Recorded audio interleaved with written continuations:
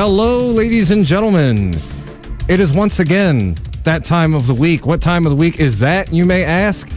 It is the Hoodrat Strategist radio program. This is a weekly show where we talk about politics on the local and national level, the local activist scene, and quite generally call out the establishment on its BS and find those stories that the mainstream media either ain't talking about or is skewing in a very corporate way. As always, the following thoughts, views, and opinions are not necessarily those of 89.1 FM, WIDR Kalamazoo, or Western Michigan University, no matter how dope or insightful they may be. So we're going to kick off the show. It is another installment in our candidate interview series. All of these folks vying to be the 6th District Congressional candidate to knock out Fred Upton, hopefully in the style of LL Cool J's classic music video, Mama Said Knock You Out. I'm gonna knock you out. Hey, this week has been a great week for hip-hop. I just want to put that out there. Oh, yeah. We will be, I do want to talk about that story. Shout out to K-Dot. Kendrick Lamar. Yeah. Got the Pulitzer. And I mean, really, though, I feel like, especially the year To Pimp a Butterfly came out, should have gotten the Grammy, should have gotten, like, Best Restaurant Award, Tony. I'm in the minority. I love Kendrick. Kendrick should have got a Grammy for Pimp a Butterfly. I was not mad at Macklemore getting the award because I don't know any other artist. No, I don't know any other hip-hop artist that would have made a song like Same Love. All right. There's not a hip hop artist besides CeeLo Green or that would have made a track like that. All right. Okay. So anyway. we'll talk about woke hip hop another time. Yeah. We should probably dig into. So this is Aida Gray. Am I pronouncing that correctly? Correct. Aida Gray. All right. And I'll have my co-host kind of launch in with the policy questions. That's what we like to do here on the show. But before we start, could you just kind of introduce yourself to the listeners and tell them who you are, why you're running, that kind of stuff? Okay. Hi. My name is Aida, and I am a veteran of 9 years in the Marine Corps. When I left, I had obviously my GI Bill money. It ran out, had to do the work, had to do real life things. So I would work, save money, go to school, stop, work, save money, go to school. So this is my last shot at working, saving money, and going to school. So I should also be finished with my bachelor's next year at Western Michigan. I'm so very proud to finally finish that. But I have been a tax preparer since I've got out. And I've gotten a really good handle on how taxes affect every person. I've done, like volunteer work for the low income, and then I've also done business, LLCs, things like that. So that's where my background is. I'm very tax heavy and know how it actually affects people's pocketbooks. And I'm so glad tax season is over. Let me just say, it was the most horrible tax season because I went ahead and I had people questioning me, well, how are my taxes going to look for next year? Do you think you could tell me a little bit? Like, you know what? I'm going to show you. Just because I want you to know that what's going around is not really the truth. So I would show them how it was going to affect them. And a lot of people are going to lose money next year. Yeah, I saw the figures. I see people losing anywhere from $500 to $3,500 next year. Yeah. Just to pop in, this was something that the CBO came down on the when this tax bill was being voted on. The CBO projected that it would raise taxes on the majority of Americans over the next 10 years. So honestly, if you've been tapped in on the tax bill, that information shouldn't surprise you that a lot of people are going to see their taxes go up next year because of the tax legislation that was passed late last year. Right. To add on that, for those who want to know specifically, if you do not make more than $75,000 a year, then your taxes are going up. And for the majority of people who do not understand, half the country makes less than $30,000 a year. So the overwhelming majority of Americans will see their taxes go up. when this president, and it was the Republicans that always saying that the tax bill was going to help the average American. Congratulations, you played yourself if you voted for him because they lied to you. You know, when they passed it, I think it was like December 27th, me and my friends, you know, I do some resisting online, and we spent 24/7 that weekend figuring it out. Okay, what's going to be lost? We're going to lose exemptions. We're going to lose this. We're going to, you know, the businesses are going to gain this. And it was nothing for the regular American. Nothing for the working class. Nothing for the middle American income. Nothing. There's nothing in there for us. And that just made my blood boil, because you're selling a bill of goods. You really are just lying. 45 out of the 500 Fortune 500 companies, only 45 have given their employees anything. And they were taxed on it this year. So they still didn't get the full benefit of the money that they were supposed to receive from their corporations. And the majority of those 45 companies are doing automation. So some of those jobs are going away. Right. They're not being given to humans. They're being given to robots. And also the CBO also came out saying that if you care about the deficit, it's going to add 1.9 trillion. That's with a T. And it's going to it's going to do more than just 1.9 trillion over the next 10 years. It's going to keep rolling over. So we've said it on the show before. Hear us now, quote us later. The crash is going to come, and it's going to be, and it's this boom bust cycle of when Republicans get in office, they show that government doesn't work by destroying said government. Yes. Yeah. But anyway, we're not on that. We need to talk about this lovely young woman right now. Now we're gonna young. Thank you. And we're gonna talk about some policy. Now, you are. Would you? What are some of what's the elevator pitch? What are you running on? What's the cornerstone of your campaign? My cornerstone is education. Education, because I have a 6-year-old. He's about to be 7 in 2 weeks, and safety in schools. We also need to make sure we preserve the voting rights. We don't go into voter suppression. My middle name is Hispanic, so I know that the last election there were some issues with voter rolls and names being taken taken out of the voter rolls. These names hashtag cross check. Yes, these names, you know, Jackson, Estrada, Martinez, you know, and other surnames that were primarily Middle Eastern. So all of these minorities that could have possibly said, I'm going to stand up and I'm going to vote this time because this guy is making me angry. A lot of them were cross-checked off the rolls. Yeah. So over 100,000. And I'm still not sure that my vote counted. I still have that question in my mind. Well, because do I have a Hispanic, middle name in my voter identity? Did that cross-check me off? I still don't know. I would like to know if my vote counted, even to this day. So there's lots of things. So many things that have gone wrong. In addition to there was already things wrong with the country, right? There was already things. It wasn't perfect, but we were getting there.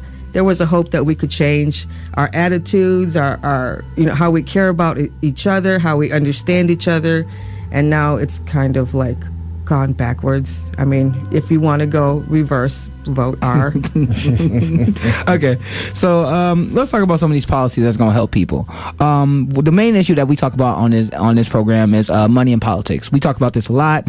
If you want to know why we are in Syria, then check Boeing and GE and see how their stocks went up. What was it, 200% when we bombed Syria? Yeah.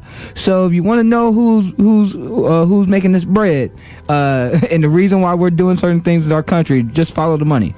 But anyway, we all are angry progressives that care about money in politics, that cares about getting money out of politics. I want to know your stance on it. Like, how is your campaign being funded, and how do you feel about something like a constitutional amendment to get money out of politics? I am 99.9% self-funded. Some people have given me, donations. I'm like, you know what? I'd rather you volunteer or mail some letters for me than do the money. So all the money that I've made this tax season, I have rolled over straight up into my campaign. And so I try to keep money out of politics. I mean, it's a detriment to myself, but I have to do the principle that I stand for. So you don't take big donor money. You don't take corporate money. No. Okay. Yeah, no. I haven't been offered, but I wouldn't anyway. Just to say. Yeah, I think we should have some public funding. There should be like a pool of money for certain races, just the way we do, in our tax forms. $3 to the presidential election. We also have that for the Michigan, state refund. So many funds to the public campaign. Once we hit a certain amount, or once we hit a certain date, we see the people that are running. Take that money, divvy it up between the people, and see how good and how efficiently they can run a campaign with the money they got. Because if they can't run a campaign efficiently with small funds, they're not going to be able to run government efficiently with big funds. Yeah. So.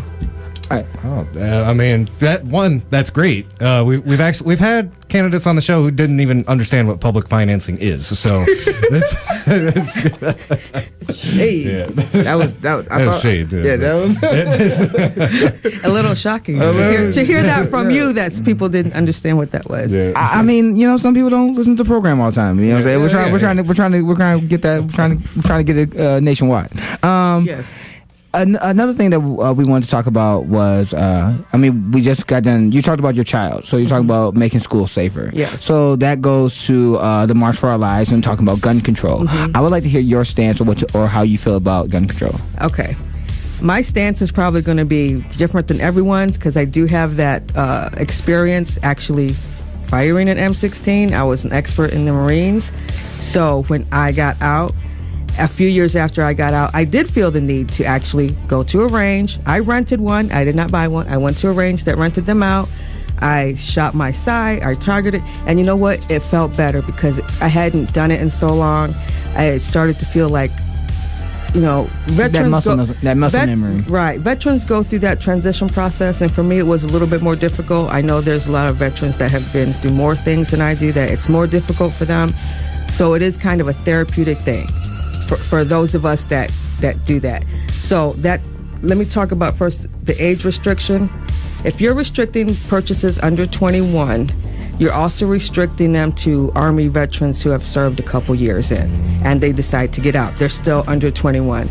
So I don't mind doing that restriction, but there should be some cutouts for people that are responsible and have been trained. And that's a big thing. Civilians should not be carrying a weapon of war on the street, in a church, in a school, anywhere. You haven't been trained. This is not a combat zone. And I hope we continue the way, at least that we're not having a combat zone in our streets. I don't want to have weapons like that on the street. Civilians, especially, who have not been trained, should not have them. We should limit the magazine sizes. We should not have bump stocks. There's a lot of things that we can do to curtail the worst weapons being on the street. Right. So comprehensive gun legislation you're for. So definitely. So things like domestic abusers, Oh yeah, people. So common sense things. Yes, like, let's have those. They're having a red flag kind of talks about something like that. I would totally and wholeheartedly, want to have a due process measure that can take away guns from people that have already shown the tendency to be violent, that have already threatened people with violence.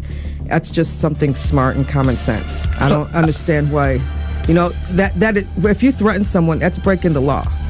If you hit someone, you've committed assault. You're still breaking the law. I don't see why we have to have you do your due process and you use the takings clause. We're not going to break the takings clause. We're not going to walk into anyone's home, and if you're a complete, properly registered and licensed, and you haven't committed a crime, nobody's going to mess with you. It's still your Second Amendment right, know. But we also have to respect that. Yeah. So people like, for those who may not be hip to this, people who are on the terrorist watch list and people who are domestic abusers can still buy guns in majority places in America.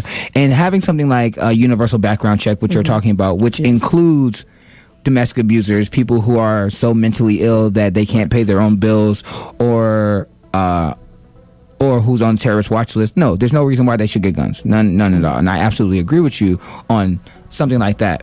But and you also said weapons of war. So like an assault weapons ban. Would be something that you would be for. Yes. Okay. Yes. So like, and there's other things like that Pew Research polling did about a semi-automatic weapons ban, and taking away the gun show loophole, those type of things. I think that a lot of those polls have over 60% approval of Americans want these things. Right. So, and as a combat veteran, 78% of Americans don't even own a gun, and half of the guns that are owned are only owned by 1% of the gun owners. That's a lot of guns in just a very few hands. So, if you want to talk about the consensus of the American people, 78% feel that it's not for them to even own a gun. I mean, but we live in a sea of guns. Like we live in a country where there's 300 million guns per American, and the majority of guns that are owned in America are owned by people who live in suburbs. Like we never we never addressed that issue or idea, because when you would hear on local news or mainstream media is that these gun violence happens in minority neighborhoods, or in things like that. When I lived in Detroit, none of my neighbors owned a gun. None of my neighbors in my next block owned a gun. None of the people I worked with owned a gun. Because it's a luxury. That's why. Right. It's a luxury, number one. Let's be honest. But 97% black population, so most of my friends, were African American. And they was like, no, if a cop sees me with the gun, I'm done. So I'd rather not have that on my person and give me a better chance of living out of that situation than, it's how you have to live. I mean, when I was a teenager, I was given the talk because a lot of my friends were black. We're going out together to a park. We're going wherever we're going. We all shared in the same car. Now, the only person who had a car was my friend Lauren, and his dad was a cop in Detroit, and he sat us all down. Had that talk. Yeah, he sat us all down. He goes, I know you guys, some of you guys look like you're white, but none of us were. We were all minorities there. We just happened to, some of us look lighter than the other. And he goes, I want you to do this. I want you to remain calm. I do not want you to look at the officer. I want you to say yes, sir, or no, ma'am, whatever it is. I mean, I was giving it just like he was talking, he was talking to his stepkids, basically, because we all hung out together. So, yeah, it's not something that you ever get out of your mind, that even though it's not, when they see me now over here on this side of the state, I don't get the same. You're not threatening. Right. Yeah. But I still feel that conversation in my head, because I still feel, it's not something you get out. I'm still a person of color. I'm still. It happens, man. Like I remember having that conversation when I was younger. When you go into a store, make sure your hands are in your pockets. Or then it changed. Make sure your hands are out of your pockets. Yeah, right. Yeah. It's depending on whatever was left. If someone's following you, just don't pay them no mind. If you're talking to an officer, be polite and respectful. Mm-hmm. It's sad that parents give kids better training on how to deal with police than police do on how to deal with people. General public, yes. But yeah, I mean, would that be a good way? Would that be a good segue into? Do you have like police reform questions and? I was going to add. That was the next thing. Awesome. We just realized that Corrections Corp of America was in the news because they were giving tainted food to people, and ALEC, which Corrections Corporation of America is a part of. American Legislative Exchange Council. Yeah. They're actually pushing policies that goes into the next subject I wanted to talk about, which will legally allow people to run over protesters. And then in Alabama, a lot of those were passed in Oklahoma. Last year, right after the election, there was a lot of states, maybe 4 or 5, some Washington, Utah, places like that allowed those kind of things against the protesters. And it was like a sea change. It was also in the Michigan House as well. I do not think it passed, but it was in there. I think it. So it was a sea change of like how people thought. This is our First Amendment. The reason it's first is because it's most important for us to be able to speak up and redress our grievances to the government. That's why it's not second. It's the first one. So when I was a protester. I was out there. When speaking your mind to your government can lead you just to think that, okay, I might be run over and they're not going to prosecute someone, or it happened. At least you wasn't waiting on your friends in Starbucks and you got arrested. But that's but I do want to talk to you about policing and criminal justice reform. I wanted to ask you about certain policies. So what's your stance on like broken windows policing? What's your stance on civil asset forfeiture laws? What would you push for if you were the representative in the 6th district? We take away all private prisons is the number one priority as far as the prison system. Even the contractors that bring in the food, when they bring in food laced with maggots to our prisoners, that's treating them inhumanely. Yes, they made mistakes. Yes, they're criminals, but they are paying their dues. They're still human beings. And if we don't treat them like human beings while they're in prison, they're not going to have much of a chance when they get back out. The recidivism rates among people that have gone to private prisons and people that have gone through public systems and still had that chance to get a little bit of a GED or an education or some skills training is markedly different, because they're not treating them like human beings that can be salvaged, that can be given a second chance. Mm-hmm. I just kind of want to cut in. So I get the sense that you'd be for pushing for legislation that would move our justice system to a system of rehabilitation more than punishment. If I'm guessing correctly, that's correct. Because when you bring up the recidivism rate, I was listening to NPR. I was listening to 1A yesterday, and they had a segment. They were doing a segment on our justice system and our prison population, and they brought up a statistic that I found interesting. When we start talking about recidivism rates, it's not even about crimes committed. It is more often than not just harsh treatment for minor mistakes during parole. Right. If I'm guessing correctly. So if you were to target something specifically to try and push the justice system to one of rehabilitation more than punishment, what would you, if you could change one thing? What would you push for in Congress, I guess would be the question. Well, we need to take away the mandatory minimum sentences. That is the most harmful thing that has happened to it's really been disastrous for minority populations, but it has not been helpful at all to the white population either.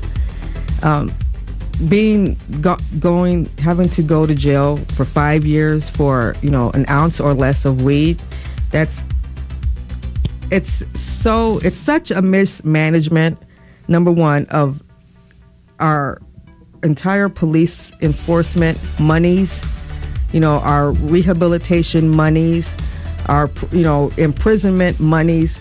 That money can go to, other crimes that were committed. Maybe somebody was committed of a burglary. So people get hungry when they have no money.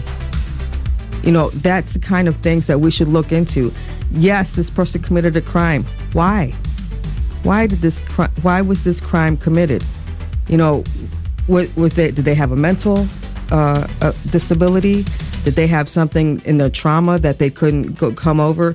All of this needs to be handled in the prison system, but a private prison is not going to do that. We were doing that before they went into the private systems. In the 70s and the 80s, they still had the rehabilitative programs in the prison systems where they would do the training, they would do the GED, they would even do college degrees. Now when you get out of prison, even if you do get lucky, and I use that in quotes, lucky enough to go to a prison that offers those things, you still have to come out and you still have to answer that question. Oh, you gotta check the box. That one question is probably the most harmful to people trying to get back into the life of living. They have families, they have children. People think that people in prison are not anything like me. They're just like you.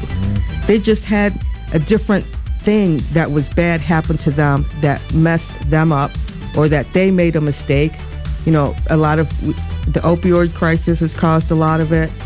A lot of poverty causes a lot of burglaries. I mean, I grew up knowing what it's like to be hungry, so I'm not going to put it past a man that steals food. I understand that, okay, yeah, it's a crime, but I'm going to try and put you in a place where you don't have to do that just to feed your family.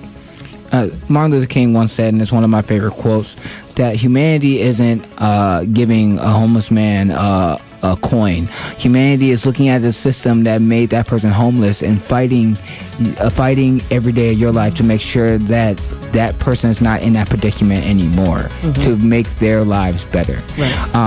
Something that you talked about with the opiate crisis, and this is leads into my next policy that ties into criminal justice.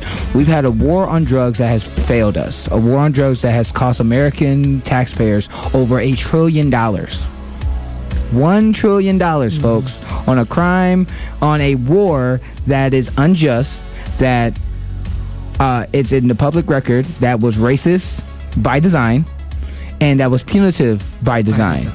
That's why people like Corrections Corporation and private prisons, this is the reason why they love this. It's because they can put more bodies into their prisons. Right. So, like Michigan is a medical marijuana state, and there's a big push to legalize and regulate for recreational purposes. Is that something that you would stand behind? I would stand behind it 100%. Colorado busted their deficit in 18 months. In 18 months, Colorado, after Colorado legalized weed, really, they don't have a deficit? That's how much taxes were gained by just being able to tax it, legalize it, spend it in places where they can. They're spending that tax money in brand new schools and new buses. I mean, their economy is growing thousands and thousands fold. And if that's what it takes to have Michigan have that same economy so that we don't have to fight for scraps for this school as opposed to that school, how about they both get good, electronics and computer systems instead of one school being more than the other? Let's have equalized schools. The only way we can do that is if we have more tax revenue. And we need that tax revenue, somewhere. Right now, the people are paying more in taxes. The businesses are not. That's not going to change anytime soon because we have a lot of Republicans in our state legislature. That's a state issue. But if we could legalize marijuana, I believe that we could really cure our deficit crisis in this state, and we wouldn't have to fight so much about where those funds are going because they would be fully funded from the front. I wanted to ask a follow-up, and then I'll let you ask your question, Lawrence. So one of the problems that's emerging with marijuana dispensaries here in the state of Michigan, and this is happening in a few other states too, is that the startup costs for opening a dispensary are prohibitively expensive. So it can be as expensive as $500,000 just to get the permits to open a dispensary. And what it ostensibly does is it really gatekeeps the ability of small businesses and local people to actually open these dispensaries. So, people who have basically been dealing with marijuana historically are kind of kept from reaping the profits and the benefits. Right. There's actually a good example. I was talking with a community organizer in the north side here in Kalamazoo, and they talked about how there was a dispensary that was trying to be started up, and it wasn't anybody local in the neighborhood. It was these very wealthy foreign investors who were looking to do it. So when marijuana becomes legalized, because I really think it's a question of when rather than I if. hope so. What can we do to make sure that this benefits the communities that have been hurt the most by the war on drugs, and not just wealthy corporations who want to get in on the profits? You know what? Once it becomes legalized, there are a whole bunch of new avenues that can open up. Job incubators, the same way we do for our small businesses, we do that for our breweries now. We incubate, businesses like that. There's also community organizations that would be more liable to be able to do, let's teach you how to do this business startup. Let's see how what kind of investing we can get from a block grant, or even if we have a community-based small businesses all chipping in together. And it's still part of the neighborhood, it's still part of the community, but you have a few businesses coming together. They hire local people to start doing it. We each have to look out for one another. And even in legalizing marijuana, we still have to find a way so that everybody in the community gets to reap the benefits, either by having a nice paying job or being able to work their hands and do gardening. I mean, it is something that you have to tend, you have to grow, you have to find out how much the energy costs. That's another thing. It's a lot of energy costs when people grow hydroponically and things like that. So, okay, go ahead, Lauren. Fun fact. Nevada and Colorado made around $100 billion. Nah, it was $100 billion. Canada's about to legalize marijuana across their country, and it's going to make $150 billion. It's going to bring in, I think they said around 100,000 to 150,000 different new jobs. It only takes $55 million to fix the pipes in Flint, Michigan. I'm just saying that if we legalize marijuana and legalize, tax, and regulate marijuana in the state, we would have more than enough money to, more than enough money for lots and lots and lots of things. Imagine the infrastructure repairs we could do across the board, all up and down the state, both sides. Right. Potholes would be a thing of the past. we could upgrade our electrical grid to where, maybe we could even bury it. That's very cost effective, but it's all cost prohibitive in the beginning, because if we have storms and things like that, they always get knocked down. We spend 2 or 3 days in the dark just because we didn't have enough foresight to bury the wires. I mean, it is 5:30. This is 5:34. Oh. We normally would take a break around this time. So yeah, why don't let's take a quick break, and then we'll be back. We'll be asking more questions. This is the Hoodrat Strategist radio program, only on 89.1 WIDR Kalamazoo, your only source for political revolution.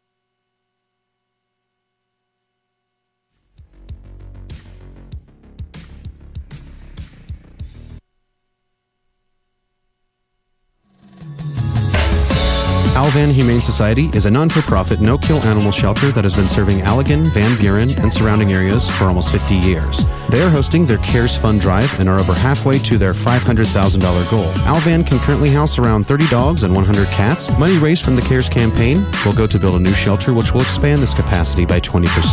Alvan Humane Society has 20 dogs and 40 cats that are microchipped, spayed and neutered, and fully vaccinated, ready for adoption right now. To adopt a pet, donate to the CARES Fund Drive, or find out more, feel free to visit them on the web at www.al-van.org.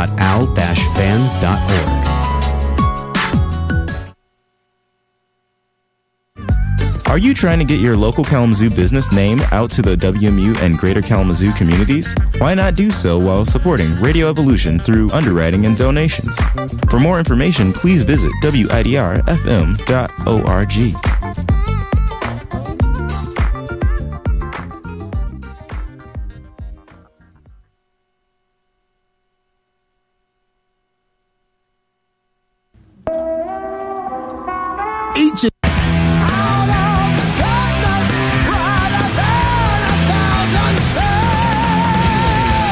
Hey y'all, my name's DJ Red Special and I host the Iron Temple.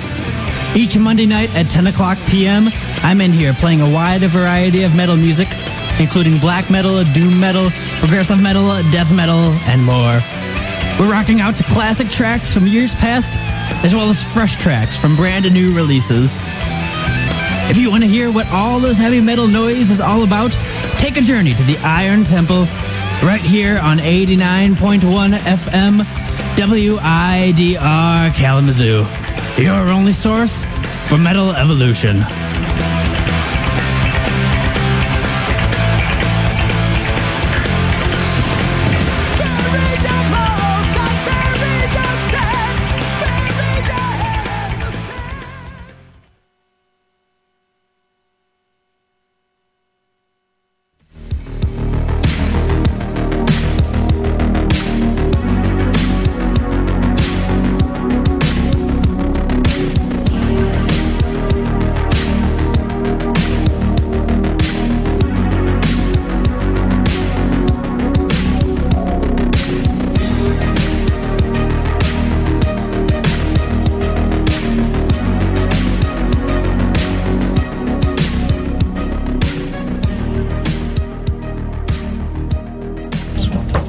Hello, ladies and gentlemen. We are back. This is the Hoodrat Strategist radio program, only on 89.1 WIDR Kalamazoo. So we are here with Aida Gray, a congressional candidate for the 6th District, and we have been talking policy for the past 40 minutes or so. We've been talking about a lot of stuff. Policy and a bunch of other randomness. So let's toss it to who wants to ask the next big question. And I know, Nora, were you kind of raising your hand before the break? Yeah, something I did want to bring up. Specifically about the electric grid. If we move to more green energy, that means it's a lot easier to maintain an electric grid rather than having to rely on, getting it from some faraway company. We can get it right here with solar panels and wind turbines. What is your plan, first of all, for green energy? Okay. I went to Wisconsin recently and I saw their wind turbines. And over here in Michigan, I hear a lot of people say, well, it's so loud and so loud. I'm like, I was 100 feet from a gigantic wind turbine and I heard absolutely nothing. So solar is great. Where we are, it might not be the most efficient use of our alternative energy, but definitely wind power would work here. Just walk out any winter day and see how windy it is.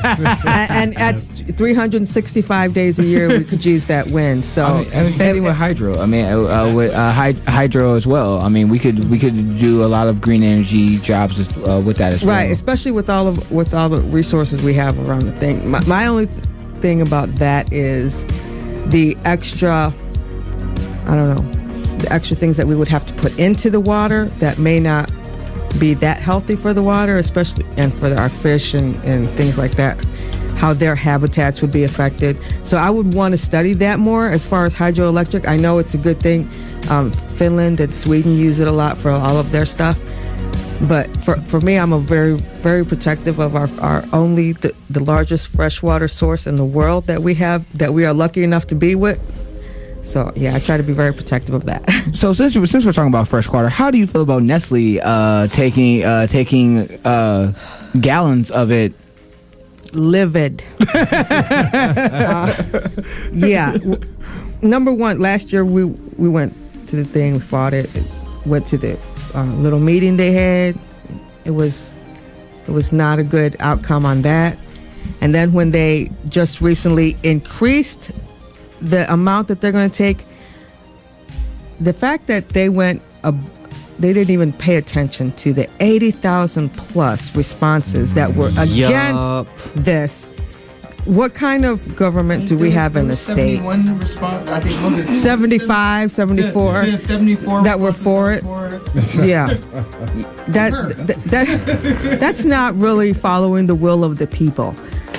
Yeah, that's, and the fact that we're getting $250 a year for that.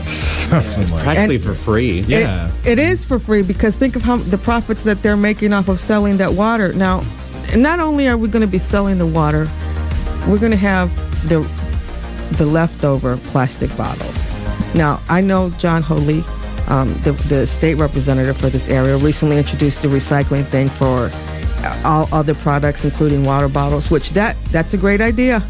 I love that idea, because it gets the water bottles out of the street, and it'll make that choice between a healthy water and sweet sugary pop that much more, equivalent as far as, okay, well, I'm going to buy pop because at least I can get my 10 cents back. Mm-hmm. So that makes a little bit of a difference. But the Nestle thing is, I don't know what they're thinking, besides the fact that, I can't explain what the thinking is. It's just a horrible mismanagement of our natural resources that we have in this state. We have a beautiful environment here. And the lower our water table is, the more problems we're going to have with places like, the Flint. And the more water we have, the less lead levels we have in it. Because that's just how it works, The less water you have, the more substances and contagions and things like that we have in it, just because we have a smaller amount of water. Yeah. There's been different companies that use plastic and stuff, and they use it to fix their infrastructure. That's something that I would love to see done in Michigan.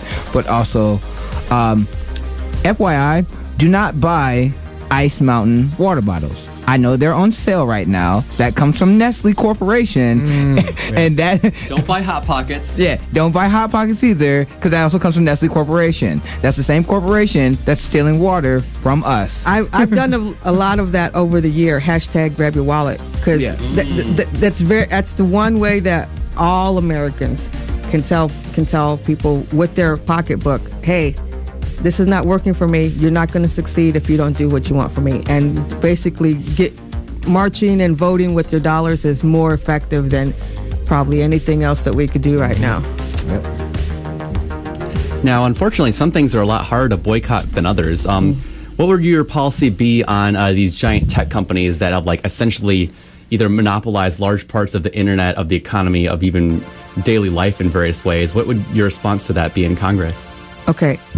We should treat those the same way we did with TV and radio way back in the day. It's a public utility. It is now a public utility. We need to treat it as such. We need to regulate it as such.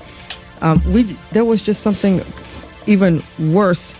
It's called, let me see if I could find it. They just had the Cloud Act. Oh, yeah. I'm glad you mentioned that one. I'm glad you guys know what I'm talking about. Okay, no. For those who do not know, can you please break down what the Cloud Act is? Okay. If you could, The Cloud Act allows the United States government to basically do essentially the same thing that Facebook is doing to our stuff, taking our privacy and our security on the internet away from us. If we should, let's say, purchase something or visit a site from another country, I want to see what the Louvre is having in Paris, for this exhibition. I just made myself part of that Cloud Act, and the government can now go into my internet searches any internet search, because I just gave him permission to do that, because the way the Cloud Act is worded, that's what happens. You know, I opened myself up just because I wanted to explore the world. Yeah, so it's not the best. Where act we that just has going been in on done. Zuckerberg about privacy? Is that What is reasonable privacy, Alex, for 400? So, yeah, I didn't know that about specifically visiting foreign sites, because for people who are concerned about privacy, a lot of them might go through channels in, like, say, countries with better privacy regulations, like Switzerland's a great example. So that's going to make things more difficult for sure. I didn't know that about the Cloud Act specifically. Yikes. Speaking of legislation that people don't know enough about, what is your stance on Cesta and Fausta? Oh, you're gonna have to tell me about that. Oh, okay. So Yeah, I love this education. to be fair, I don't think anybody else running in this district knew what this was until we told them. Yeah. Yeah. Because it's not getting because it's not getting a lot of mainstream coverage. Not getting a lot of any kind of coverage. And basically, it was something that we talked about. I think 1 or 2 weeks ago. What it is basically people who work in the sex industry that want to work in the sex industry, but they want to you do a background check on their clients. They want to basically be able to have a safe transaction between themselves and their clients by using things like Craigslist or Backpage or things like that. The government is basically saying, we're shutting that down. Yeah, we're gonna put the elbow. It's not just that. Like, that's why the next day Craigslist took down those personal ads, right? Okay. It's not just that. Like, they're they hold websites personally and civilly accountable for crimes that happen on the websites, which can lead to huge amount of internet censorship. And it's like a big, on top of it being a huge violation of sex worker rights. And now these these more predatory systems like pimps are coming out of the woodwork all of a sudden. What would your response to these bills be? What is your stance, I guess, on sex worker rights, and what is... we did already talk about digital rights. So what's your response to these two bills based off what you know about them, and what is your stance on sex worker rights? I did just want to add one thing. It is the legislation was ostensibly written. Its goal is to minimize or cripple human trafficking, but the actual kind of adverse side effects have been really bad on the sex worker community. It's kind of done the opposite of reversing sex trafficking. Yeah, it's made what it did do. Even though it was trying to fight sex trafficking, it made it worse. It's kind of like how the Telecommunications Act was supposed to help us with our media, but it completely destroyed the way that we consume media in America. But yeah, I digress. It's sex workers. There are two ways to look at it. I choose to look at it with the policy side, not the religious side. So I'm going to say that because everybody has different religious views on it, and that's not what I'm here for. I'm here to make sure that every person that works and tries to make income for themselves has a safe working environment. And even if that person happens to be a sex worker, I would still want them to have a safe working environment, whether that be not being beaten up by either their clients or making sure that their client doesn't have an STD that they could transmit to them. So every person that is an adult that can make these decisions by themselves should not be regulated to the point where they have to be driven back underground and have to deal with the same violence that they overcame in order to be a legitimate sex worker. Right. If you want, for those who want to have a really constructive, want to see a constructive conversation on legalizing prostitution, I actually will tell you to go on YouTube and check out the Views conversation on it, where the conservative on that panel actually was for legalizing prostitution. That's actually a really interesting conversation. Speaking of conservatives having interesting agreements with people on the left, Nora, were you about to ask a question? Not really. Okay. I think that's a good segue for some foreign policy questions, and I think you particularly unique. You're the only one running who's actually been part of the armed services. So, us on the show, we have a very strong anti-war, kind of interventionist point of view. I'd be interested in hearing, what do you think about, the recent decision to basically kind of get back into Syria and all these recent strikes? And, as somebody who's actually been there on the ground, how do you feel about America's kind of history and policy of interventionist warfare, and also kind of the exorbitant amount of money that we're spending on the defense budget? Recently raised to about $700 billion. And, that's not even including kind of the dark budget, so to speak, which brings it almost closer to $1 trillion. So what is your kind of overall kind of foreign policy platform, and how do you feel about interventionism and what I would call a very bloated military budget that really doesn't I'm going put to the money where it answer needs to your go? second question first, and then I'll talk about the interventionism. Yeah. Okay. So, the defense budget, it is too much for that. Number one, we have enlisted people that still have to use food stamps in order to feed their families. But yet, we have this bloated budget that accounts for planes that don't fly, that have been in progress for 10 years and haven't done any feasible equipment work that works for our troops on the ground. It has not improved us or advanced our technology or our fighting capabilities whatsoever, and yet we're still, year after year paying to this contractor that has no blood in the game, no skin in the game, because they're just there to make the money and make this accessory, this, whether it be a plane or tank or weapon. They're just making tools. That's not the human capacity of it. If they had raised the incomes a little bit more, I probably would have been not as upset because they did raise it, but they only raised it 2%. Inflation's going to eat that in this year. Inflation will eat that, and they're still going to be stuck on food stamps. So if we lowered our defense budget, I know it's horrible for our veteran to say that, but I know from whence I speak. When I was in the service, I had done this budget, tried to save my little platoon, my company. I figured out $3.2 million in equipment and replacement charges and stuff. And they said, we can't do that. I'm like, what? Trying to save money, it's our taxes. It's I'm thinking, the American tax people would like to save some of that money. And they said, no, if we do that, we won't be able to get our budget in the same place next year. So we had to eat it up. We had to waste it for stuff that we didn't know we were going to need, or if, it had to be spent by September 30th. Boom. Wow. So, yeah, I was not very happy finding that out. That's something you only know, on the inside, looking at how the sausage is made. I'm like, no, that's not the best policy.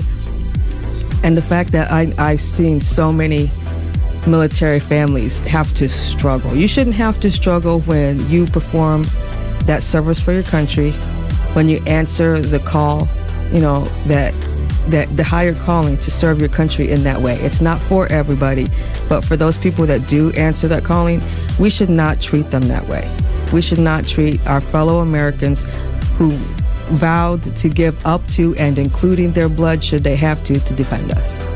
Now, keeping that in mind, the interventionism that is made solely for the purpose of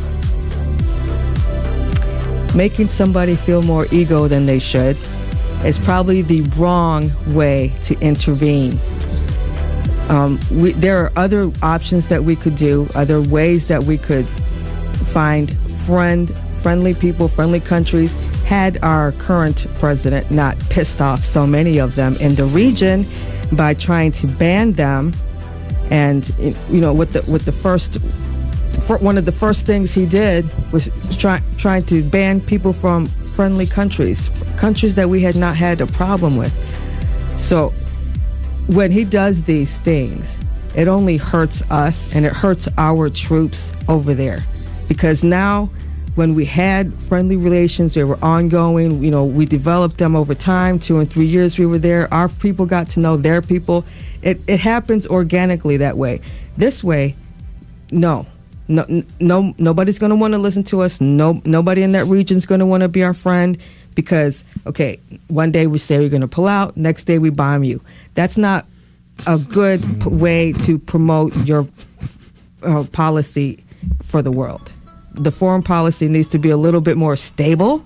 You know, our friends, our allies that have been with us forever look to us for that stability. And when we're not offering that in our policies for other countries, it just looks bad. I mean, I hate the fact that we look so bad to the country, to the rest of the world right now because of how our policies are affecting other people. I mean, if we're talking about our interventionism. I mean, you didn't hear the president say those are S-hole countries that are AIDS ridden, No, well, the first thing that I already knew about him before, but the one thing that really got me was I'm a Mexican, so when he called all of my people rapists and murderers, that really that's my dad you're talking about. That's my grandfather you're talking about. That's everybody that has my people have all served in the military. They were part of union. They were entrepreneurs. They did what this country told them they should do to assimilate and make themselves part of this country. And for him to say that about an entire race of people is, oh my God, it's so unimaginable that a human being could think that about other human beings, much less somebody that became our president.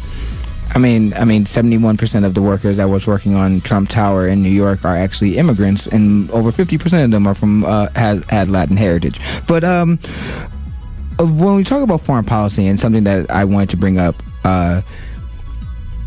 our connection towards our good friends in Israel and our good friends in Israel, our good relationship that we have with Saudi Arabia, these countries are doing committing human rights abuses. Is that I was trying to think of a nice way to say committing a genocide. I was gonna say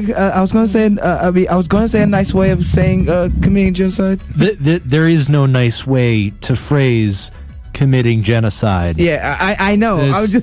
I don't know why you even attempted. My thing is, I wanted to hear about your stance when it comes to what was going on with the Gaza Strip, with Israel shot over, what was it, over 700 people? Yep, around 1,000 people? And about 17 were killed. Last time I checked, it was 30. 30. Okay. It was around a couple of them were journalists that they shot. Now, the reason why I ask, because you've been overseas, and I know you have to deal with some of our friends, some of the places that we're allies with. How would you deal with Israel or deal with Saudi Arabia when they're beheading people in the street, or when Israel is shooting peaceful protesters? Like, how would you when it comes to our friendly allies, and I put that in quotes, there is a history that we have to think about, but we also have to think about what we stand for as a country. And if we can't tell our friends, hey dude, that's not right, the same way, I mean, you would tell your friend that if he was acting up, right? Right. We need to be able to tell that to our friends. And one of the best ways that works is sanctions. If we can use it for our people we don't like, we can sure use it for people we do like. So you would stand against the majority of your Democratic colleagues and be for boycotts, divestments, and sanctions if necessary. If necessary, yes. Gotcha. Because all genocide we should not be on the side of the country that is performing that. I mean, even in our country, we have a form of genocide that's happening right now. And we have to speak up on that too. I mean, I'm just glad that Russia and China didn't bomb us because of what we did to Flint and Standing Rock. I just want to put that out there on the radio. Right. So speaking of who gets bombed for who allegedly does bad things to people, what is your What is your response to the recent actions of the escalation in Syria, and what would you propose as an alternative to our policy in Syria right now?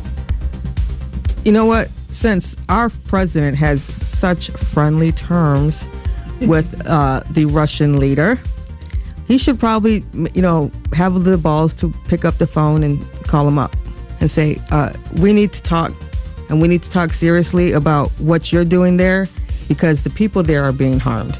Children are dying, women are dying, men are dying, old people are dying, young people are dying. And we're not doing anything to help that. We made it worse.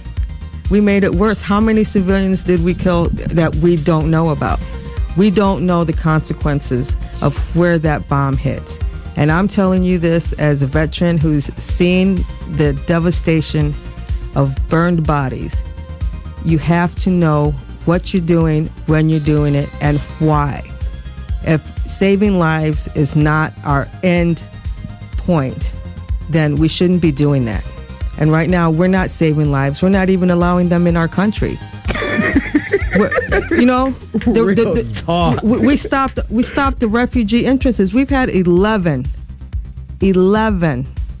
people come in to as refugees in 2018. And we've had like 3,500 or 30,000. What you just said made sense. When what you just said, I absolutely agree with. When we don't have accurate information on who actually did the chemical attack. Mm-hmm. When the independent counsel was supposed to go see who did the actual chemical attack, mm-hmm. Not only were they blocked, we bombed before they can get there. So let me. I kind of want to follow up, and I also want to make sure we get time to ask some immigration questions. But one of the so we talk about Trump's administration has certainly made things worse. He's probably about the worst diplomat we've ever had, and he's surrounding himself with super hawks like Bolton and Pompeo. But this is not a new thing, and it's been fairly bipartisan. From the Bush through the Obama administration. We had Obama got elected, and then instead of reeling us back, it escalated. We ended up spreading the kind of war on terrorism to 7 different nations. Now, as someone who's been on the ground, and I've talked to a lot of other veteran activists who speak to this, how when we have situations when there's collateral damage and civilian casualties, it more or less creates terrorists. And speaking as someone who's been on the ground and who's running for Congress, what kind of foreign policy should we embrace that does not kind of create this anti-American sentiment in that part of the world? Oh, you have to go? All right. And, what would you push for on your colleagues on both sides of the aisles who their foreign policy tends to be, shoot first and ask questions later? Yeah, let's not do that one. Yeah. Okay? Yeah. We have to find out more about the countries that we're dealing with. Sometimes we step into a country and we don't know the difference between a Sunni and a Shia. We don't know what the history is there. We don't know what's going to happen when we take one side over the other. And one of the first things that we need to do is educate ourselves on that country, because a lot of people that are elected don't even know what the history is of the region, much less how one country interacts with another country. Why does Qatar not like Saudi Arabia? Why are these little things happening? What's the history there? Because if you go in there head first, armed first, and you just take a side, do you really know if that's the right side? I mean, yeah, maybe this person committed an atrocity right now, but are they paying back? Is that a revenge thing? Is that to avenge something else? It's very tribal there. And if you don't know and understand that it's a lot of old historic arguments that take place and why we're fighting right now and what gets us into there, then we're not going to have a proper foreign policy to deal with that. Now, I would like to be more of a hearts and minds person. When I went over there, one of the things that I liked was, getting to meet people, getting to be able to understand what their daily life is like. I went to Saudi Arabia and went to a mall there. Their malls are not that much different. Their daily life is not that much different, but we perceive it here to be totally a third world country. And because we're not seeing those visions of daily life there and how it actually is, our own prejudice about what happens in that country on a daily life is skewing how we perceive our foreign policy should take. Just like we have the white savior complex here, we also have the white savior complex going in foreign policy too. We can't save the world, but we can help the world feed itself. We can help the world educate itself. We make friends by building hospitals. We make friends by building schools. We make friends by teaching somebody how to farm and make their own daily life better. And that's not where we're at. We're always at a war posture. And that's what, it just feeds it. It feeds that monster. It makes, like we said, a bloated budget even worse for something that we're making ourselves. We're making ourselves that problem. Well, thank you. That's a very nuanced answer, and certainly contrary to, most of the people in Congress I've never even stepped foot in Syria or Afghanistan or Iraq. So I think it's time. Well, let's pivot to, so you are the only person in the race who is not white, and you're from the Hispanic population. And of course, they've come under a great deal of, vitriol and fire under this current administration. Granted, even before Trump was elected, a lot of Cesta and immigration activists referred to Barack Obama as the deporter-in-chief. So it's been some time, if ever, that we've had a really rational and compassionate immigration policy. So if you get elected to Congress, what are you going to try to do legislatively to get us there, to get us to a place where we have an immigration policy that is about empathy and not about xenophobia and kind of scapegoating? It's always so hard to talk to something that's so personal to me, because I can only speak to it from my family's perspective. I am a third generation Hispanic, so a lot of people say, well, then that means you're American all the way. I'm like, what? Number one, what does that mean? But I still have, my roots are still Mexican. I still celebrate my culture. We still speak Spanish, in our family gatherings. So we're all in to our history. And I've noticed some of the people that are in my same space say, well, I don't want new people coming in. I'm like, wait a minute. Number one, that's your people. And so I am open-minded about having more people come in, but there does need to be a pathway. And I don't think it should be wide open. There is a way to pay your taxes with an I-10. If you're a person that is not a legal citizen, you can still pay your taxes with the I-10. Do that. Stay out of trouble legally. Get a degree. It's the same thing that everybody else wants when they come to America, right? They want to be part of the solution, part of the dream. They want to make themselves better. If people can prove that they've done that and still, maintain the American dreamness of them, take your citizenship class there. Learn English. I know people I'm about to. I hear people rolling their eyes right now at me out there, but you have to learn English to become a citizen, to take that test, to say the oath. All of those things that we require you to become a citizen, just do them. Do them ahead of time. Be ready, because I believe the time is coming within my lifetime that we will find a pathway for people that are coming from not just the Mexican community or Mexico, but people that come from Africa, from Jamaica, from Norway, because the president wants them here a lot. But, Asia, Philippines. There's places all over the world that want to come here. There's people all over the world that want to come here, and we need to welcome them. There is creativity to be had. There's diversity of thought to be had. There's entrepreneurship to be had, and we're not going to have that if we don't allow new people to come in. You know, there's a lot of white citizens here in the U.S. that probably couldn't pass the citizenship test. So if you're not born in this country, and you could pass that, you should definitely be allowed citizenship. I say. Oh yeah. So let me ask you a specific question. How do you feel about ICE? Do you think it should be legislatively dismantled? If not, how does it need to change in order to be more fair and not, as we've especially seen it since Trump got into office, almost something like the brown shirts? Right. I was about to say the Gestapo. Yeah.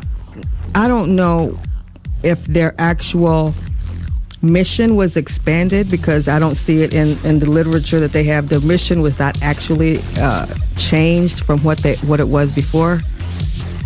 Yes, they have a decent mission as it was intended. You know, we have illegal immigrants. Some of them are criminals. Let's get those out. I don't mind deporting a criminal. I don't mind deporting, of any country. But if somebody's just simply overstayed their visa and they've made a life here and they have family here, they have American children, we need to find a way that doesn't tear apart families, because then you just start the cycle again.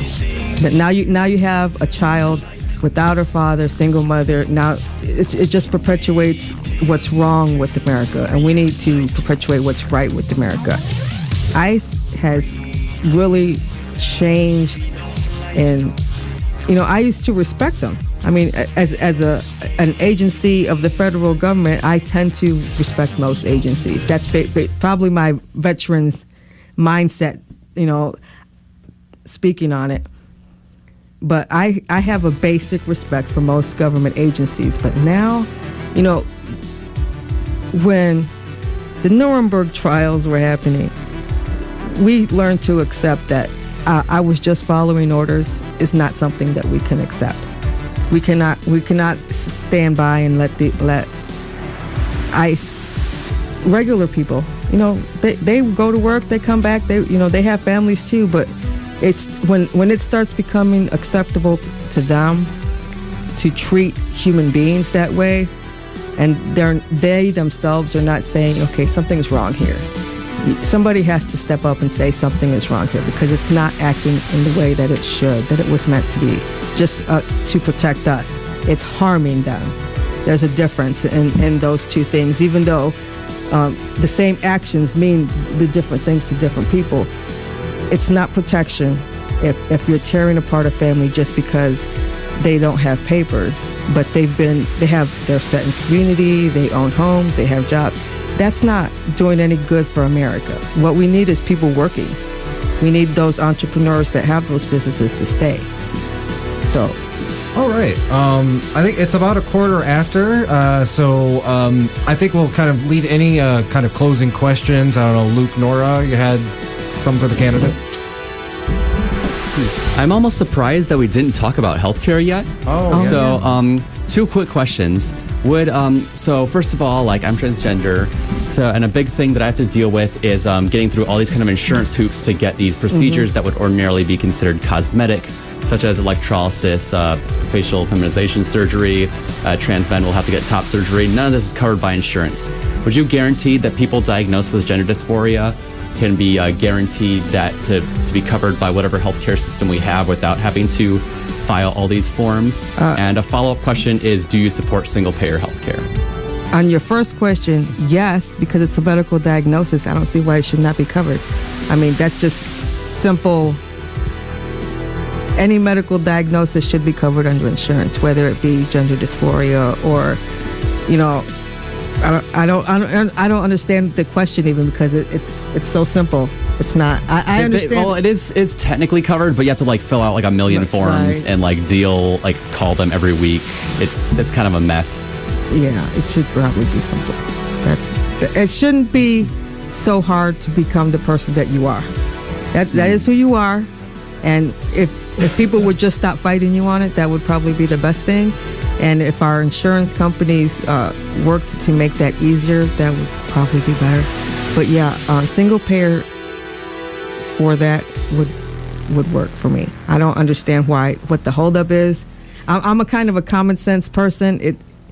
Just make it more efficient. Finish it, do it, get it done, boom. I'm not very. These things called the big pharma lobbyists. Yeah, we know what the holdup is. Yeah, common sense should outweigh all of that. But until we get people that want to outweigh all of that, it's not going to happen. But all right, Luke, did you have anything? No. I guess I'll close it out by asking. So. What if you go ahead, if you get the nomination, what's going to be your big strategy for taking this district away from Fred Upton? And in particular, a lot of candidates we've talked to, they've talked about different strategies. We think it's about kind of tapping into that anti-establishment populism, and it will definitely require getting like independents and even like some Republicans to vote. So what's going to be your big strategy for getting those kind of people to turn out and knocking Fred Upton out in this round? You know what? I don't have a problem going to Republican areas and talking to people, because after this past year and a half, a lot of them have woken up a little bit, and I basically believe in the decency of people, good, basic, decent people. And I think we have that in District 6. So I'm just going to try and meet as many as I can, knock on as many doors, whether they be Republican doors or Democrat doors. I need to have them see me as you.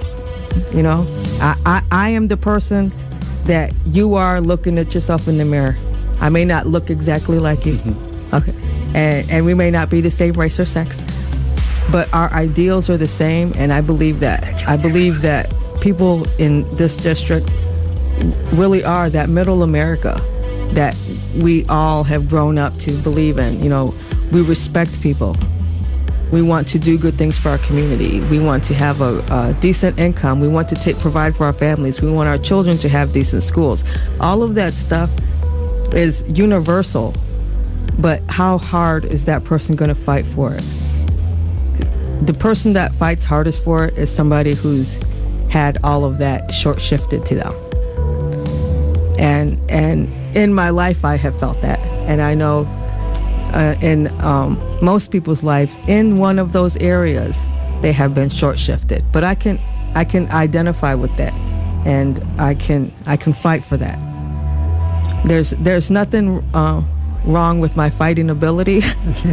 I haven't lost it. It's always there. It's always been there. And I've just learned to tone it down a little bit because I have gotten older. But I have always been a fighter, and it's always been for, the good of America. Well, I want to thank you so much for coming on the show, Ada, and for sharing your platform, your ideas with us. If people want to find out more about your campaign, how can they do that? I do have a website. Look, I'm so novice. I don't even remember it by heart. You can. I am on Twitter, which I actually love the best because it taught me more about how to progress in politics, and I've met so many people on it this past year, and it's actually their support that moved me forward. But you can find my website at www.aidagray4mio6.nationbuilder.com, and my Twitter is gray4mio6. Okay, thank you so much, Ada. I think with that, why don't we take a quick little break? Y'all are listening to the Hoodrat Strategist radio program only on 89.1 WIDR Kalamazoo, your only source for political revolution.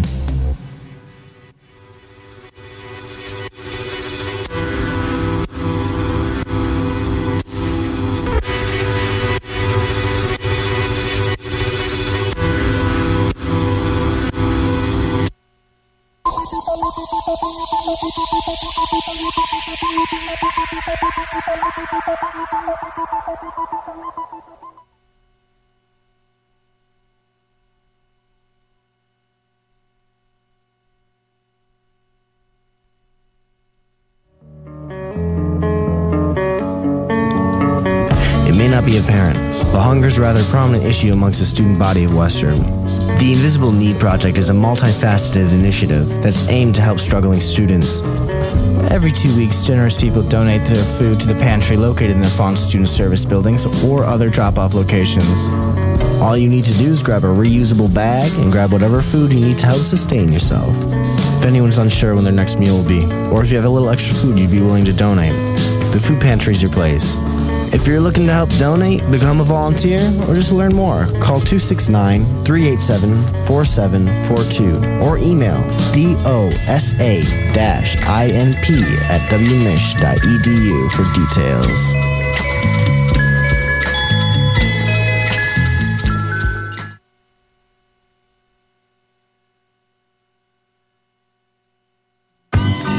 This is an open slot in the wider clock and could be filled with an underwriting announcement for your local Kalamazoo business. For more information, please visit widerfm.org and head to the support page.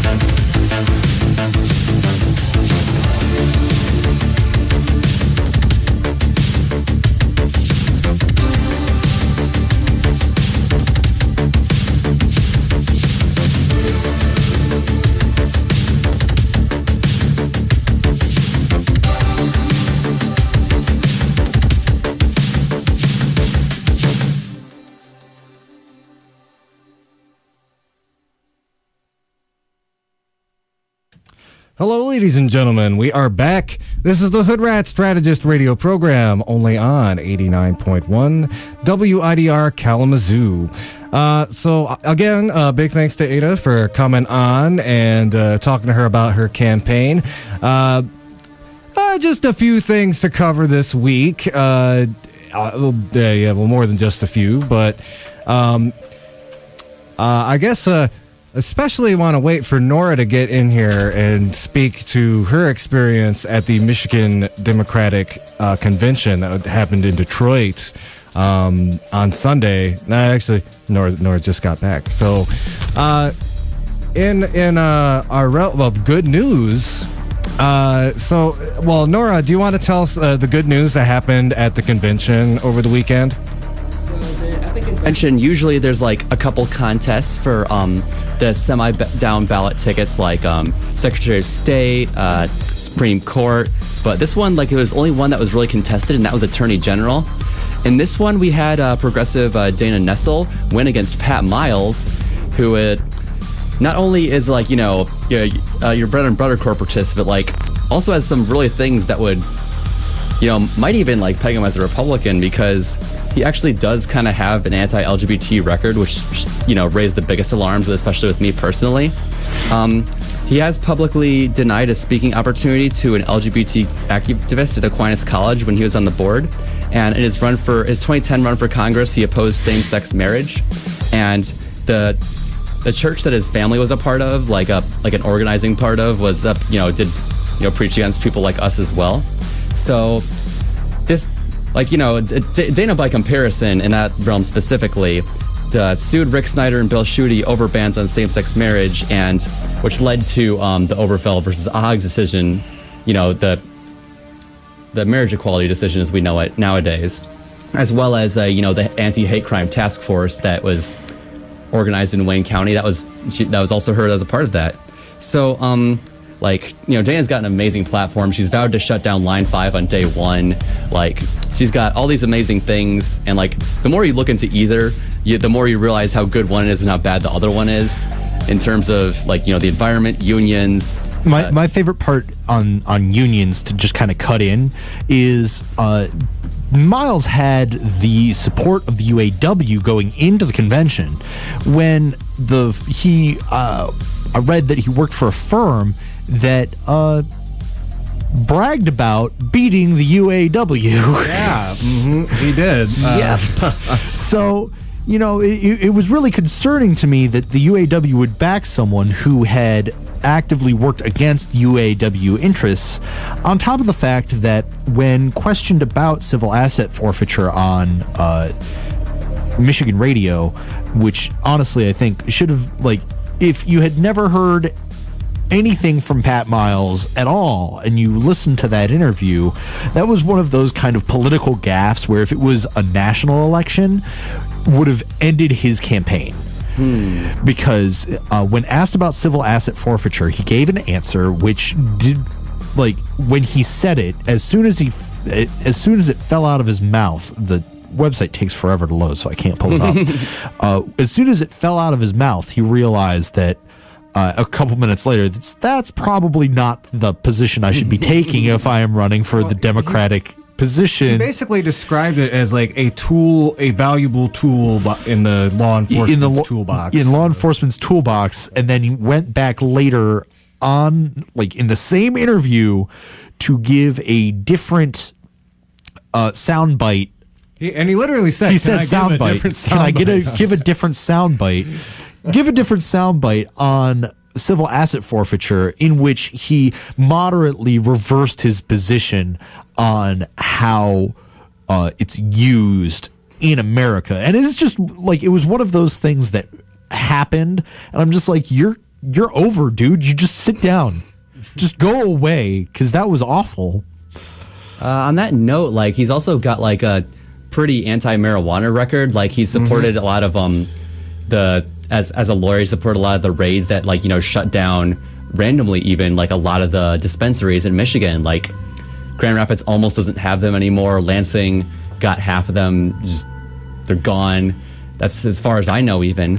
And I guess what else? As far as the UAW stuff goes, like, the top-down leadership of it does not necessarily represent that of the entire UAW.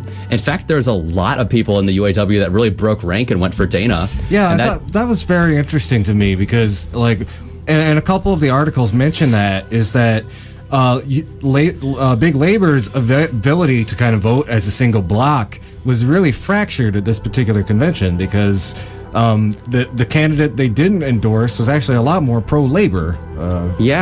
And it really kind of puts into question, like, just how much just one entity should be able to control the party, as well as how the UAW is organizationally structured in the first place. Because even, like, some of the leaders of UAW, realized that they messed up. They, like, got back in the line for Dana instead of for Pat. Because at these conventions, interestingly enough, there was electronic and not paper voting, which would normally raise huge alarm bells. But they did use a software called Vote, that's spelled VOAT. It's based off the blockchain, and it used to be open source, which is exactly what you want to have if you use voting software, especially if it doesn't have paper. So this left a lot less room for shenanigans. Now, if only the Michigan Democratic Party could be more vocal about that at the state and national level. Yeah. Man, it's good that they're using that for their conventions. So, I'm sorry, you finish. Oh, no. Well, I was just going to mention, it's very interesting seeing a lot of the political commentary coming out of this convention, which has been very outspoken, saying, like, this is a major shift in the direction of the Michigan Democratic Party and the energy of the progressive movement. And, I think it's really been the first time that the progressive movement in Michigan has really been able to show its teeth and say, we can get this candidate through that, 6 years ago.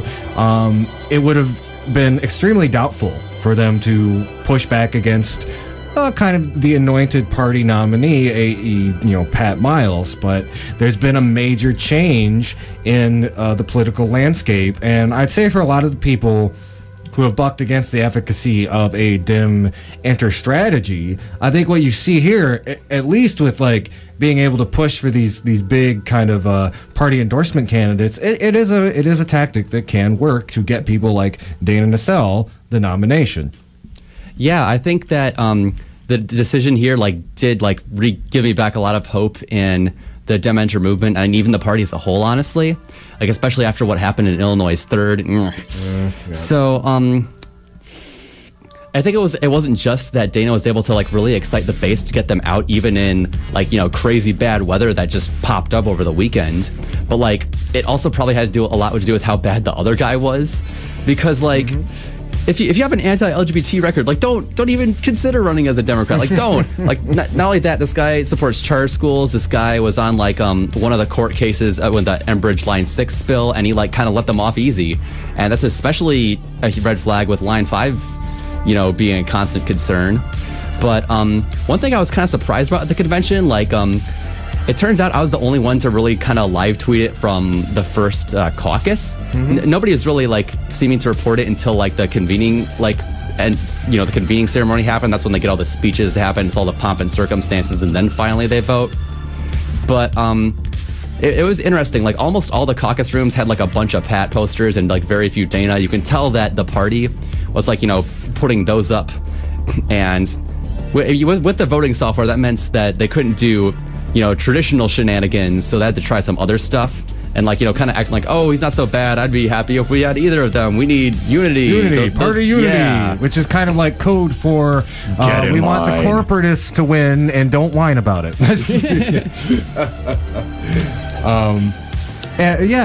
So I mean that's definitely very interesting to hear. And I mean, granted, Dana did win out. So I was curious if you saw this. So there's some videos circulating of Shri Thanadar being accosted by these guys from Detroit who ostensibly said that they were hired by his campaign to do ballot circulation petitions for him, and that they had not received payment. I don't know. Was that something that you saw? I did not hear about that, but I did hear about him getting booed at the Progressive Caucus because we know now that he used to be a lobbyist, that he used to give money to Hillary Clinton and John McCain's presidential campaign, and that his consultants, before he decided to run, he wasn't sure which party he wanted to run with. So, I mean, it matters that Shri isn't taking corporate money and that, he's doing this without, being beholden to anyone specifically, but, still those things are problematic, and still that those issues should be raised. There's a lot of people that did get appropriately heckled. When Pat showed up to the LGBT caucus, he got plenty of boos. At least one person walked out. And I'm sure he got plenty of that the cannabis caucus as well. If you mess with the queers and the weed people, they're gonna get you. It's gonna come back around. Believe me. Oh yeah. So what else is going on? There's quite a few things. I'm rolling through my tweets. A lot of things did end up happening that were interesting, worth mentioning. Debbie Stabenow kind of really got held accountable by one of my friends who I met at the convention. Shout outs to Sarah of the Cannabis Caucus. Yeah, I was wondering about that because, in recent months, it seemed like when, right after 2016, she was warming up and kind of receptive to people in the progressive movement. And then she made a couple of really horrible high-profile votes to, one, enable the surveillance state, to keep to deregulate big banks, and also that she rubber-stamped that huge military budget increase. At least those are the three big things I could think of off the top of my head. And she screwed over Dreamers multiple times, and of course voted for Cesta Fausta. And one thing that was recent, she wrote a letter against a specific pipeline. I believe this was what pipeline was this? Was it Line 5? This was not Line 5. This was the Rover natural gas pipeline near Pinnaky, which is awful ironic coming from her because she takes a lot of money from the Blackstone Group. It's her fifth highest donor last cycle at $60K. It was one of the big co-owners of DAPL, and it's just Blackstone Group, I don't really know how to describe it in a way that does it justice, but basically it's a bunch of fossil fuel companies pulling their money together and doing shady stuff with it. Oh, yeah. And I would always say be aware and averse to, because even Fred Upton has written some letters to Enbridge wagging his finger, and then we'll go back in the next election cycle and take money from fossil fuel companies that hire them out. So focus more on like how these people vote and what they actually do, rather than like, hey, look, everyone, I wrote a letter, see, I'm on your side. Other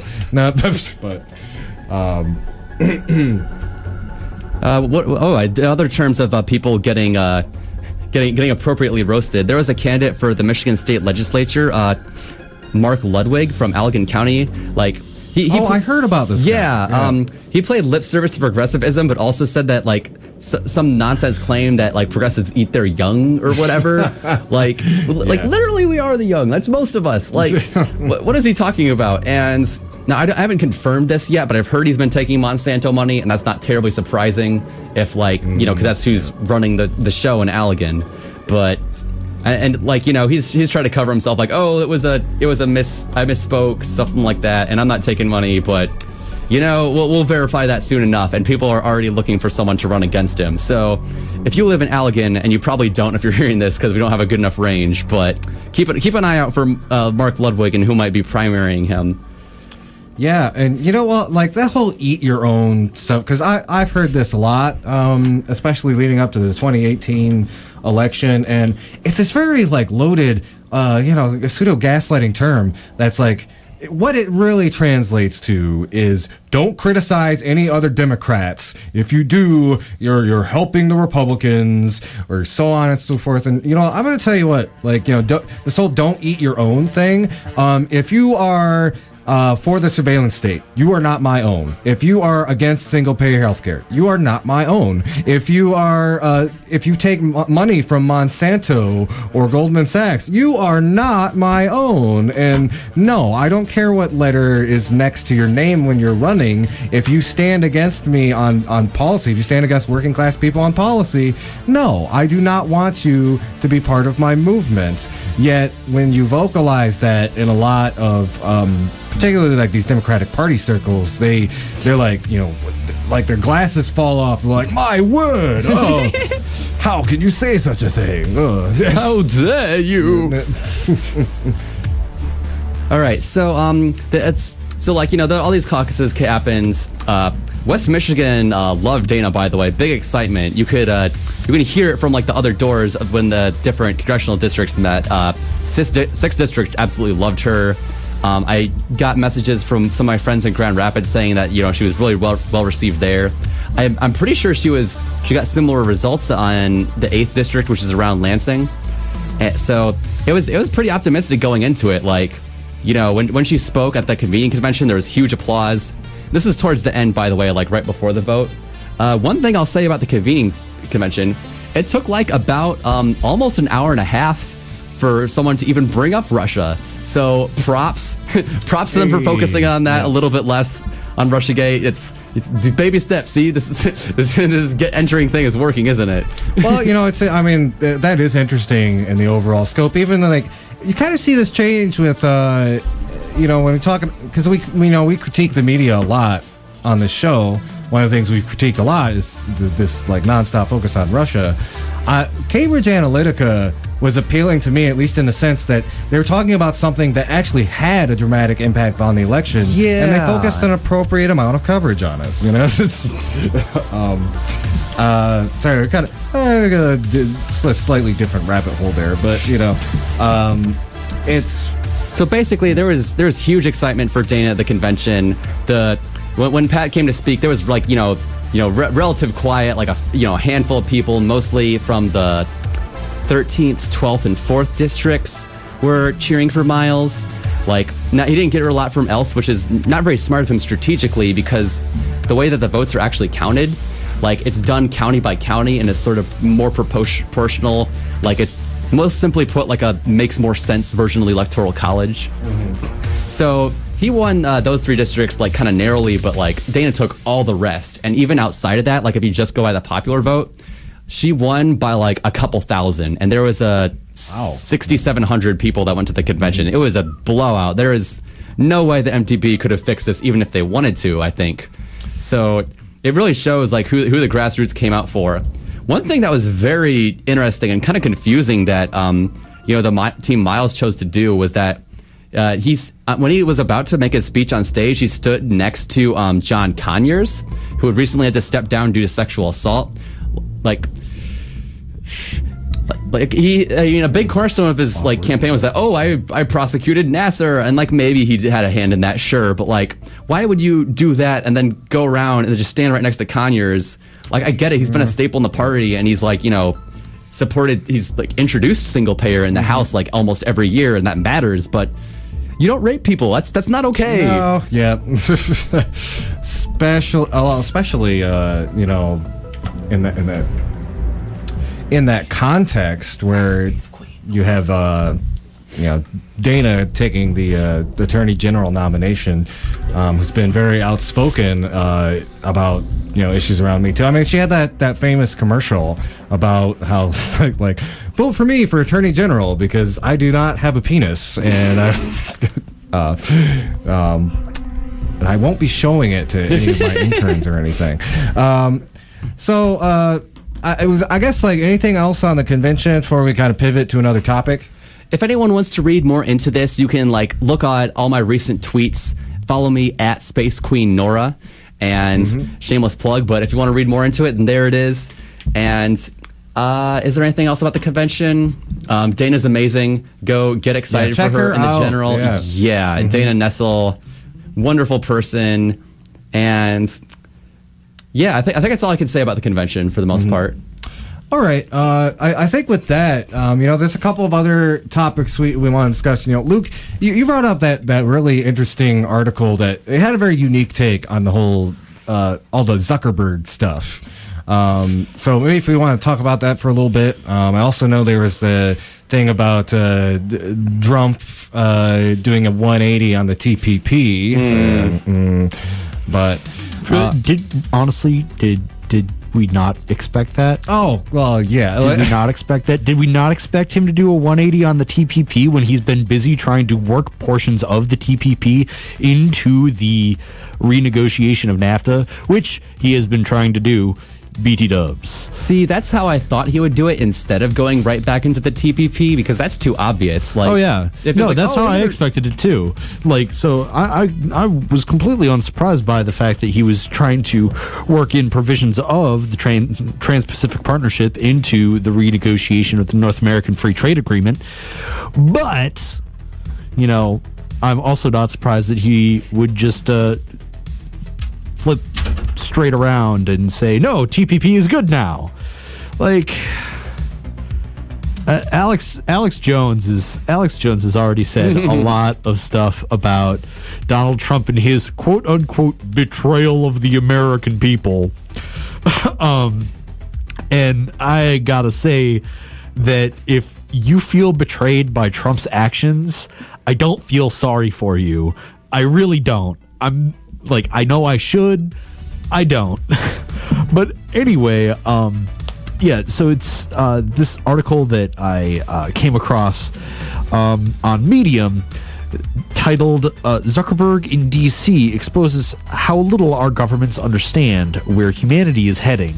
And I read it a couple days ago, and I was a fool and didn't refresh myself on it. But really, when we're talking about our government's understanding of technology, this has been something that I've been concerned about for a fair amount of time, because our government does not seem to understand what leaps in communication technology really mean unless there is someone who can make a profit off of it. It was the same deal with telephone lines. It was the same deal with radio. If somebody can't profit off of it, well, then I don't understand what anything is going on about it.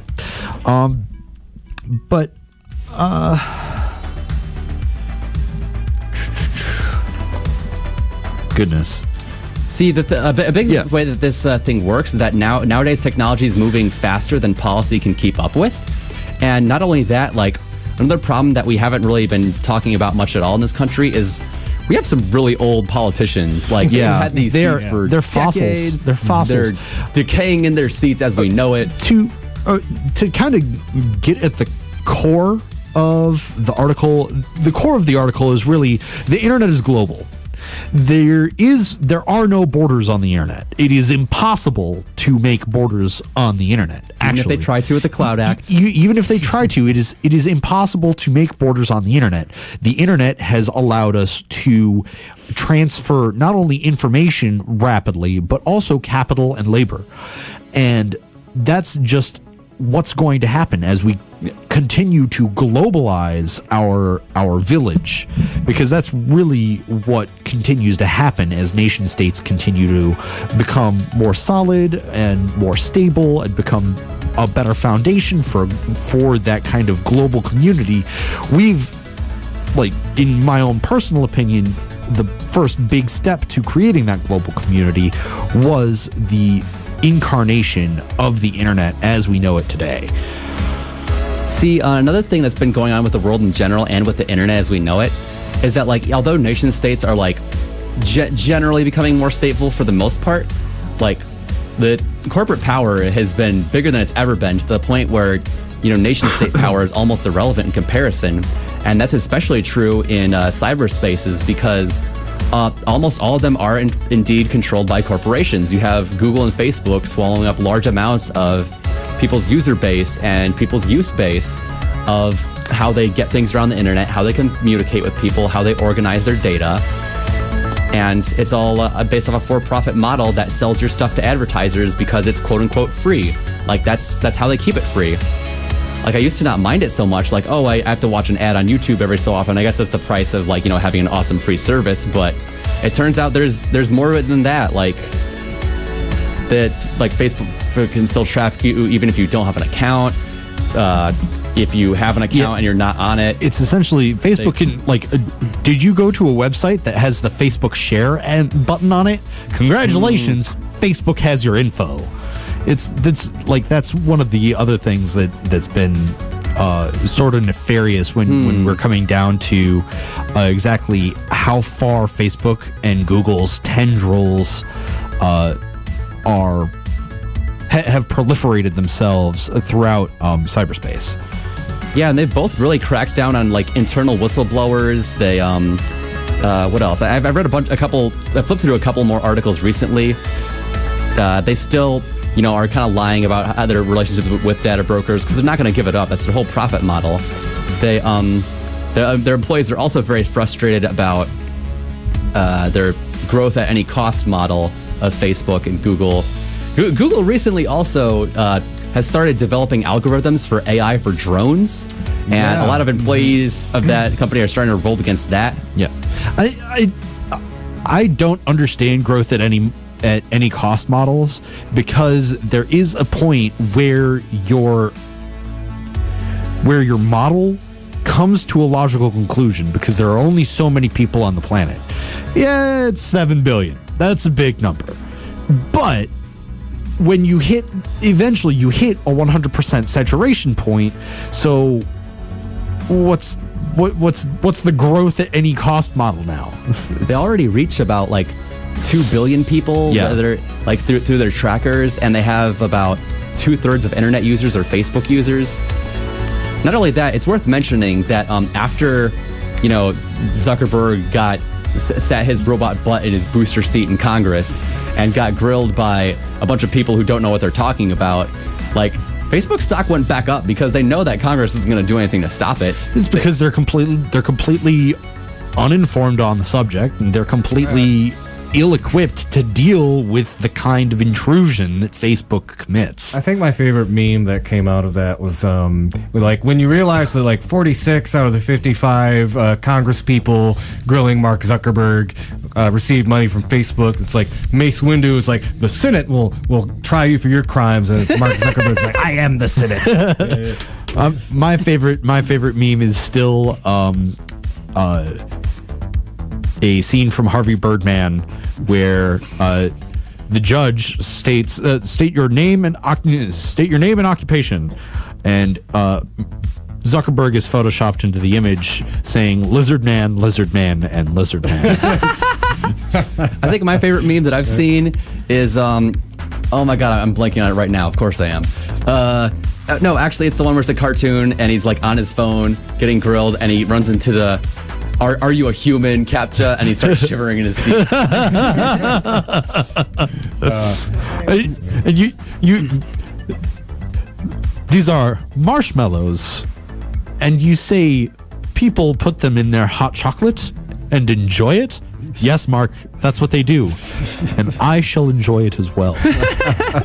Oh, okay. So harping on Mark Zuckerberg's. It's easy. It's easy. It's easy pickings. Can I close on this real quick? Yeah. So there's alternatives to Facebook. Like, I mean, we've talked about how it's still the best way to reach your normies if you need to get a message out there. But do consider, like, because of their horrible practices, a temporary boycott or using alternative sources.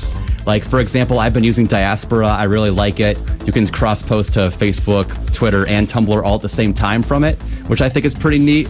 It takes a little bit to get used to. It's not quite as user-accessible as some of the traditional social medias are, but MeWe I've heard is good. Minds is interesting, but I hear that there's a lot of trolls and people who just want to get away from censorship. And I'm just sitting here reeling at the phrase traditional social media, since traditional social media is a market and a concept that isn't even 20 years old. And don't think that people can't migrate over, because we all used to be on MySpace. Oh, yeah. Hey guys, you remember MySpace? You remember MySpace, where you learned how to code basic HTML because you had to have that sick MIDI song play as soon as people came to your page. That really unique background. If you can learn basic HTML to do MySpace, you can figure out the tricks and tips of Bring back social media pages like MySpace. Bring back things that normalize coding. Yeah, something that instructs you rather than just sells all your data to advertisers. Yeah. I think we could wax nostalgic for like the kind of original, very like just user-generated kind of anti-gatekeeper nature of the internet in the early 2000s and late 90s. But I also wanted to bring up a point about, we talk about like how there's kind of a misunderstanding of how a lot of these internet corporations operate. And I want to mention, like, it's monopolization, but it's a different kind of monopolization than what we're used to. There's this great article in The Nation from a couple weeks ago talking about Jeff Bezos and Amazon. And it's not so much that, like, Amazon is trying to corner a particular section of the market. They're essentially trying to replace the market. And when you are faced with something as democratizing and horizontal as the internet, the response to it is going to be this very particular form of monopolization where, like, smaller and smaller groups of entities are going to have more and more control over the data that happens on the internet, because the alternative, one of the only reasonable alternatives, is to people have autonomy and control over their own data and information. So yeah, the only like kind of top-down response to that is to consolidate that data and control as much as you possibly can, which is what corporations like Google, Facebook, and Amazon actively try to do. That's like part of their business model. And that's why, these sort of alternative platforms need to exist. Like, a lot of them are already out there. It's just not a lot of them aren't necessarily super accessible. I'll repeat again, you can find a lot of these on privacytools.io. If you're looking for good phone apps, if you have an Android, which is most people, you can go look up F-Droid. It's basically an alternative app store with only open source. Again, that's privacytools.io and F-Droid. Something else I want to bring up. Could I do a quick good news thing? Oh, please, yeah. Okay, so other than Cesta Fausta passing on the 11th, in the past 2 weeks had some really great some really small but really significant victories as far as trans rights go. So on the same day that Dana Nessel won the nomination, a federal court struck down Donald Trump's trans military ban, and it backfired hilariously because now trans people are considered a protected class in Washington state. Hopefully this leaks out to more other courts. We get the same kind of results, fingers crossed. But this is huge. This is really huge. As of April 4th, trans Puerto Ricans can now legally change their birth certificate where they previously couldn't.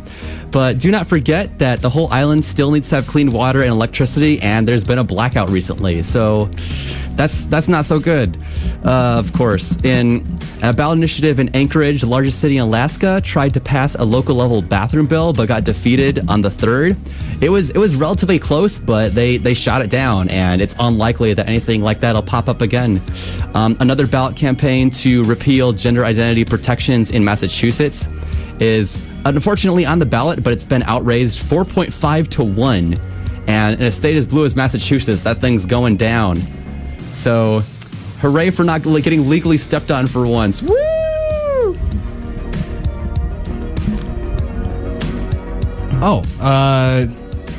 Yeah, no, that's all. No, that's actually that's all really good stuff. And I'm glad we had like some good news stories today, because I think like this, especially lately, there's just been so much anxiety.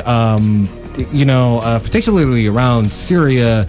And maybe just spend like the last 2 minutes or so talking about that and kind of the cluster F that has become, particularly like, people's concerns that like, we are really, at least the administration is having this very bellicose attitude towards, really powerful governments like Russia and Iran. But for as far as like we haven't really dove into that topic, like how do y'all feel about where we're at right now? Well, a lot of people, like, I guess, leading up to the 2016 election are being like, oh no, Trump's crazy, he's going to drop nukes, he's going to start World War III.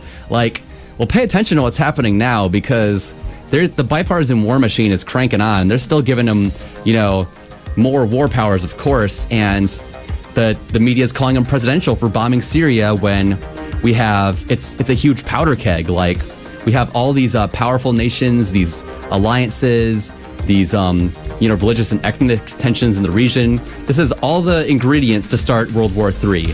So pay attention, be loud about this. Please no war in Syria. There used to be thousands of Syrian refugees to the U.S. I'm just being shown this now, that in 2016, about 15,000 were admitted. In 2017, 3,000 were admitted. And now it is indeed down to 11. And it's horrible what we're doing. It's horrible what we're doing in any country we're involved in right now, but Syria has a lot of unintended consequences that nobody is ready for. And it's bad news. I wish we had more time to talk about it, but 2 hours is 2 hours. Maybe next week. Catch us again. Yep. Luke, anything you wanted to add to that?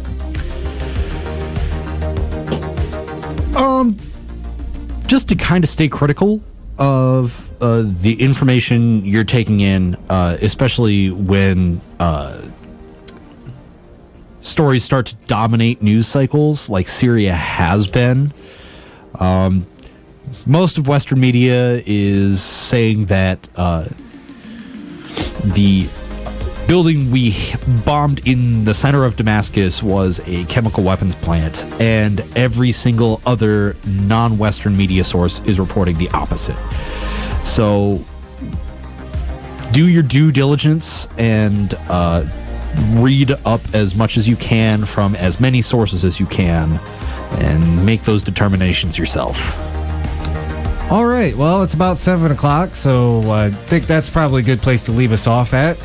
This has been the Hoodrat Strategist radio program, only on 89.1 WIDR Kalamazoo, your only source for political revolution. Please join us every Wednesday from 5 to 7. We also upload our shows on the YouTube, and you can listen to those anytime you want.